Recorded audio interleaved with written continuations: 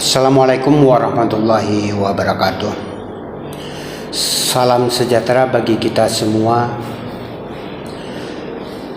Perkenalkan, nama saya Azhari SEMM, salah satu dosen pada program studi Ekonomi Pembangunan Fakultas Ekonomi Universitas Bojonegoro dengan NIDN 07 12 08 6903.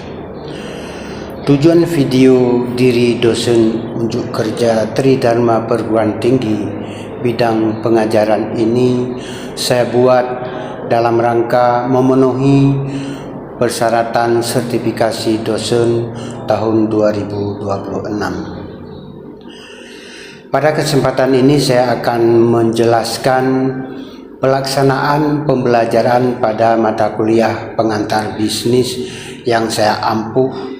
Mata kuliah ini merupakan mata kuliah dasar bagi mahasiswa semester 2 pada program studi Ekonomi Pembangunan Universitas Bojonegoro. Bobot dan tujuan mata kuliah pengantar bisnis memiliki bobot 3 SKS selama 1 semester ke depan. Tujuan utama pembelajaran pengantar bisnis adalah mahasiswa mampu menjelaskan ruang lingkup bisnis, bentuk-bentuk badan usaha dalam perusahaan, dan peran bisnis dalam perekonomian. Deskripsi mata kuliah pengantar bisnis adalah mata kuliah dasar yang memperkenalkan konsep, fungsi, dan lingkungan dunia usaha untuk menciptakan produk dan jasa guna memenuhi kebutuhan masyarakat dan memperoleh keuntungan, mencakup etika, bentuk badan usaha, manajemen, keuangan, pemasaran, operasional, dan sumber daya manusia. Capaian pembelajaran lulusan atau CPL. Mata kuliah ini dirancang untuk memberikan mahasiswa mampu menguasai konsep dan metode untuk mengkaji isu kebijakan publik seperti persaingan usaha, pembangunan berwawasan lingkungan, regulasi sektor keuangan, bisnis, ketenaga kerjaan, evaluasi proyek, dan perpajakan berdasarkan data kuantitatif dan data kualitatif. Juga mampu menguasai konsep perilaku ekonomi baik sektor publik maupun sektor privat dalam mengambil keputusan tentang penggunaan sumber daya ekonomi yang berkelanjutan. Untuk capaian mata kuliah atau CPMK pada mata kuliah pengantar bisnis ini ada 4. Antara lain, yang pertama, mahasiswa mampu menganalisis faktor-faktor lingkungan internal dan eksternal, sosial, ekonomi, teknologi, hukum yang mempengaruhi bisnis. Mahasiswa mampu menerapkan dasar-dasar fungsi manajemen, perencanaan, pengorganisasian, penyusunan staf, pengarahan, dan pengendalian. Dan mahasiswa mampu menjelaskan dasar-dasar fungsi bisnis fungsional seperti pemasaran, sumber daya manusia, dan keuangan. Mahasiswa mampu merancang bisnis plan sederhana, menumbuhkan jiwa kewirausahaan serta etika bisnis dan tanggung jawab sosial perusahaan. Untuk referensi yang kita gunakan mata kuliah pengantar bisnis ini beragam Pengantar bisnis era revolusi industri, pengantar ekonomi perusahaan, pengantar ekonomi perusahaan modern, pengantar bisnis dan wirausaha, dan juga ada beberapa pustaka yang bisa dijadikan referensi dalam mata kuliah pengantar bisnis ini.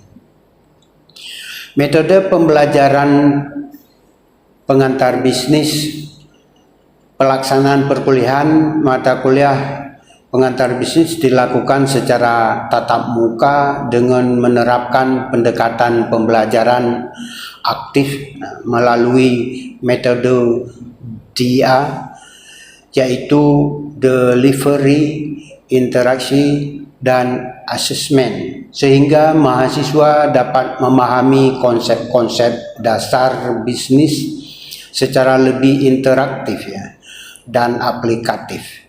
Pada tahap delivery, saya menyampaikan materi pokok secara sistematis dengan memanfaatkan media presentasi, contoh, kasus, serta diskusi yang relevan dengan kondisi dunia bisnis saat ini. Tahap ini bertujuan untuk memberikan keragaman konseptual yang jelas kepada mahasiswa mengenai topik yang dipelajari. Selanjutnya, pada tahap interaksi, proses pembelajaran dilaksanakan dengan menggunakan metode Jingshua. Dalam metode ini, mahasiswa dibagi ke dalam 2 kelompok kecil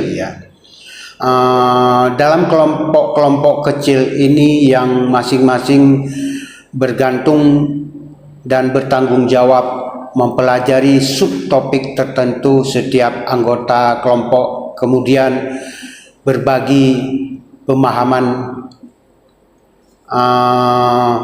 dengan anggota kelompok lain, sehingga terbentuk proses belajar yang kolaboratif Melalui metode ini, mahasiswa tidak hanya menerima informasi secara pasif, tetapi juga aktif berdiskusi, bertukar gagasan, serta mengembangkan keterampilan berpikir kritis dan komunikasi.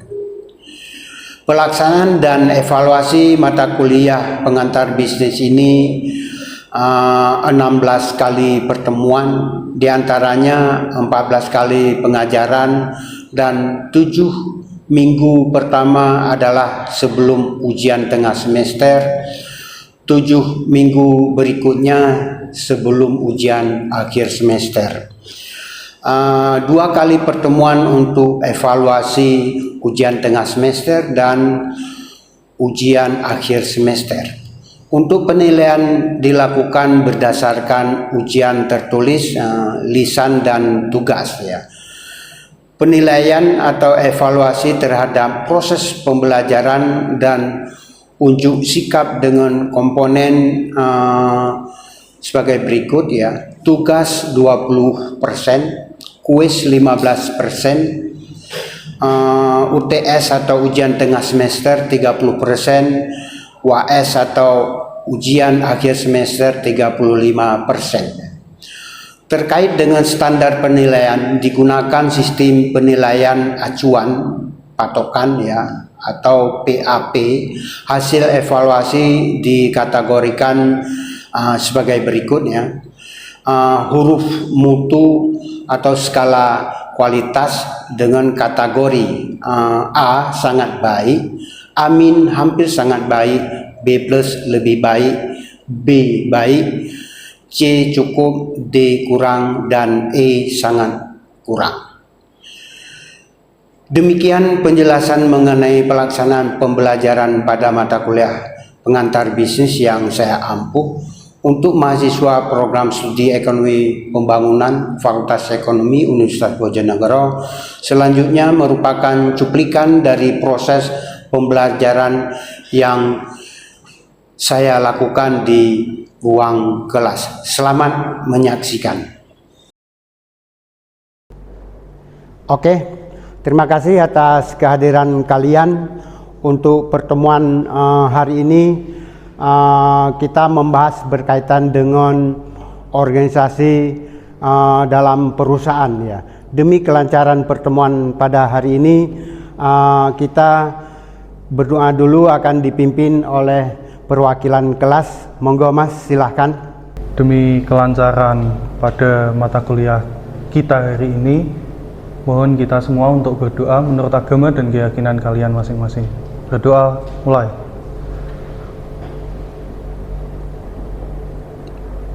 Amin.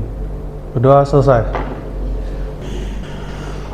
Oke, terima kasih kepada perwakilan kelas Mas Ilham yang telah memimpin doa pada hari ini. Sesuai yang saya sampaikan materi sebelumnya, yaitu berkaitan dengan perusahaan ya, terus pengertian daripada perusahaan ya, pengertian daripada industri ya. Untuk hari ini di dalam pengantar bisnis ada materi yang akan kita pelajari untuk hari ini adalah berkaitan dengan organisasi di dalam perusahaan. Dalam hal ini pengertian organisasi dan pengorganisasi ini berbeda ya.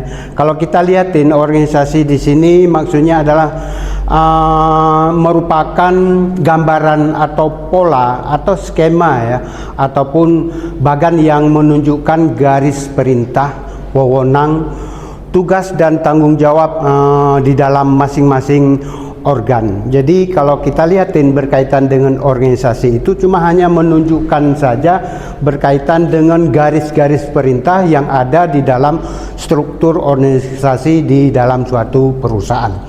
Selain itu bedanya organisasi dengan pengorganisasi. Kalau pengorganisasi di sini maksudnya adalah penentuan pekerjaan yang harus dilakukan, pengelompokan tugas ya, pembagian pekerjaan ya, penetapan bagian atau berkaitan dengan penentuan hubungan kerja. Jadi pengorganisasian maksudnya di sini merupakan suatu proses yang bersifat dinamis ya.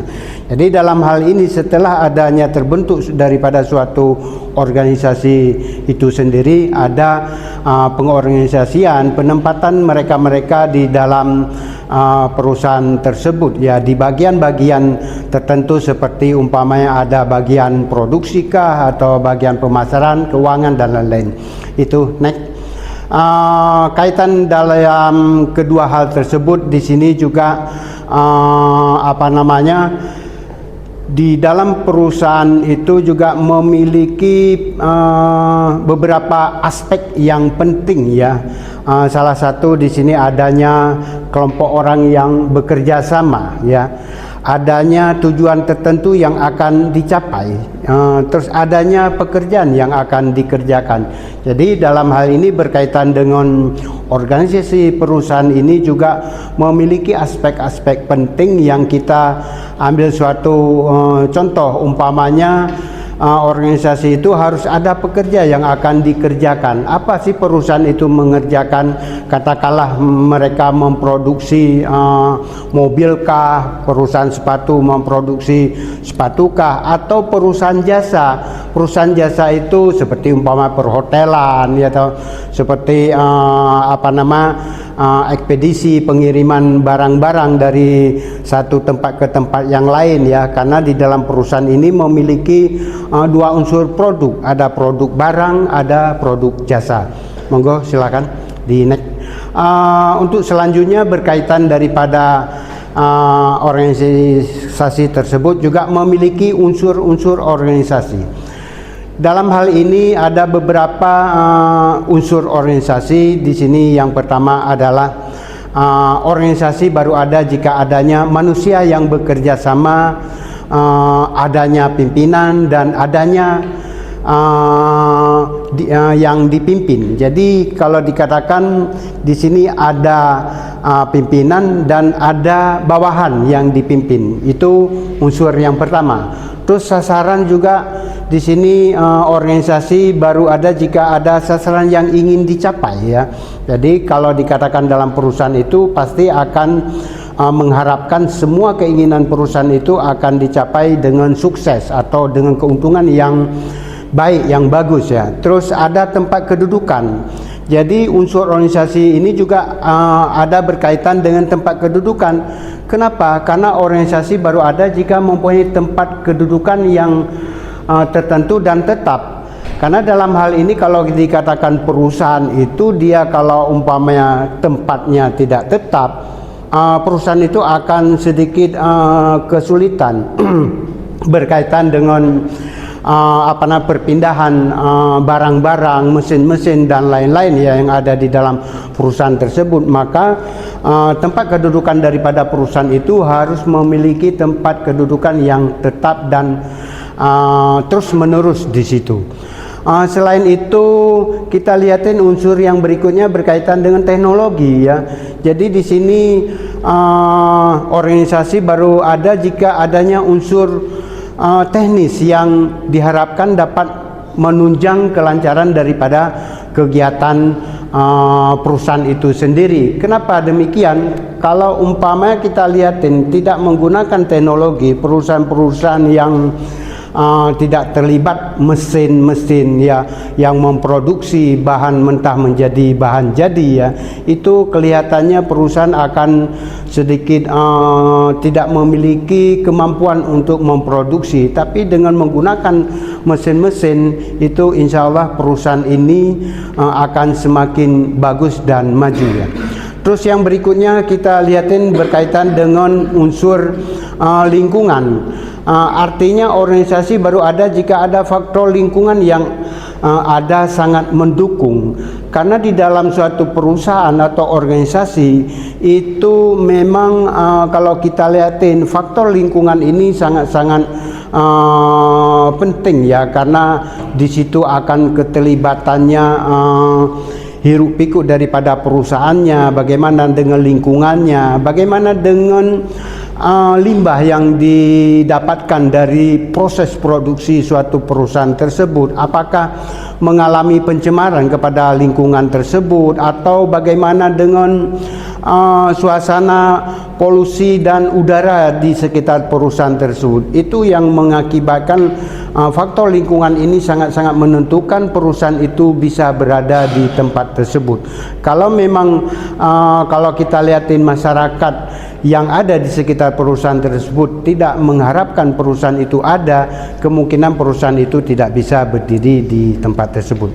Oke, next. Berkaitan dengan ada beberapa tahap ya langkah manajemen dalam membentuk kegiatan pada proses pengorganisasian. Di sini katakanlah pimpinan harus menetapkan tujuan yang ingin dicapai ya. Terus pimpinan harus mengetahui perumusan dan spesifikasi kegiatan yang diperlukan ya. Terus pimpinan juga harus menetapkan besarnya wewenang yang akan didelegasikan kepada setiap personel dalam setiap bagan atau sistem yang ada di dalam perusahaan tersebut, yang seperti yang saya katakan itu ada ditetapkan di bagian produksi atau pemasaran dan lain semuanya. Itu adalah suatu tahap langkah manajemen dalam membentuk kegiatan pada proses pengorganisasian. Silakan di bawahnya lagi, naik. Kita lihatin di sini ada untuk mewujudkan suatu organisasi yang baik dan berdaya guna serta sesuai dengan kebutuhan, maka harus didasarkan pada beberapa asas. Di sini umpamanya ada asas tujuan organisasi itu bagaimana, asas kesatuan tujuan, asas kesatuan perintah, rentang kendali, pelimpahan wewenang, dan ini asas-asas yang sangat menentukan untuk kepentingan daripada suatu organisasi di dalam perusahaan ya. Terus next. Berkaitan dengan hal tersebut, di sini kita lihatin ada bermacam-macam daripada organisasi ya. Berdasarkan proses pembentukan organisasi ini memiliki dua ya. Yang pertama ada organisasi formal ya, ada organisasi informal ya. Terus ada berdasarkan kaitan dengan pemerintah, maka organisasi dibagi menjadi dua ya. Ada organisasi resmi, organisasi tidak resmi ya. Ada lagi berdasarkan skala atau ukuran, maka organisasi dapat dibagi menjadi tiga. Di sini ada organisasi yang resmi, terus ada organisasi yang mengarah atau sedang ya, ada organisasi kecil ya, dan seterusnya. Monggo silakan di next. Berikutnya kita lihatin ada tipe-tipe daripada bentuk jenis organisasi. Dalam hal ini berkaitan dengan organisasi garis dan linear ini, ciri-cirinya memiliki hubungan antara atasan dan bawahan adalah bersifat langsung melalui suatu garis perintah. Kenapa demikian? Karena jumlah personel masih sedikit di dalam tipe organisasi jenis garis atau linear ini, itu berbentuk organisasi yang mungkin kalau dikatakan dalam perusahaan itu perusahaan yang memiliki kapasitas karyawan yang lebih sedikit, mungkin bisa aja 25 ke bawah ya karyawannya ya. Beda dengan perusahaan yang besar. Ini ciri-cirinya ya. Karena terus ciri yang berikutnya, tingkat spesialisasi kerja masih belum ada. Terus maju mundurnya kegiatan organisasi sangat tergantung pada atasan, karena semuanya dipikul oleh pimpinan atau atasan. Next. Terus berkaitan dengan contoh bagan organisasi di sini ada, kita lihatin teman-teman bisa melihat ini ada direkturnya, ada kepala bagian produksi, ada kepala bagian pemasaran. Kalau kita lihatin dari bagan organisasi garis ini memiliki kapasitas pimpinan dengan bawahan, katakanlah kepala bagian produksi bisa langsung ketemu dengan direktur, kepala bagian pemasaran juga bisa langsung ketemu dengan direktur ya. Terus pekerja A, pekerja B, pekerja C dan seterusnya itu juga bisa langsung ketemu dengan kepala bagian produksi dan kepala bagian pemasaran ya. Next. Kita lihatin kalau dalam hal struktur organisasi linear ini, dia memiliki keuntungan-keuntungan adanya kesatuan komoditor atau kesatuan perintah, disiplin dan memiliki kerja cukup tinggi ya, koordinasi mudah dilakukan ya. Terus tapi memiliki kelemahan. Kelemahannya di sini apa sih? Adanya kecenderungan atasan bertindak otoriter ya. Adanya keterbatasan ya bawahan untuk berprestasi ya dan lain sebagainya. Next. Ada organisasi garis dan staf. Di sini kita lihatin ciri-ciri daripada organisasi garis dan staf ini, berukuran skala ukuran organisasi ini cukup besar ya. Ciri yang kedua, hubungan antara atasan dengan bawahan tidak bersifat langsung ya. Terus terdapat dua kelompok wewenang, ada wewenang lini dan wewenang staf ya. Terus kesatuan perintah masih tetap dipertahankan dalam struktur organisasi ini. Next. Kita lihatin contoh bagan organisasi garis dan staf ini. Direktur utama itu dia memiliki bawahan dan staf ya. Sedangkan kepala bagian produksi dia tidak langsung bertemu dengan direktur utama, dia bisa langsung ketemu dengan stafnya dulu. Terus kepala bagian pemasaran juga begitu, dan kepala bagian produksi juga memiliki stafnya lagi, dan kepala bagian pemasaran juga demikian ya.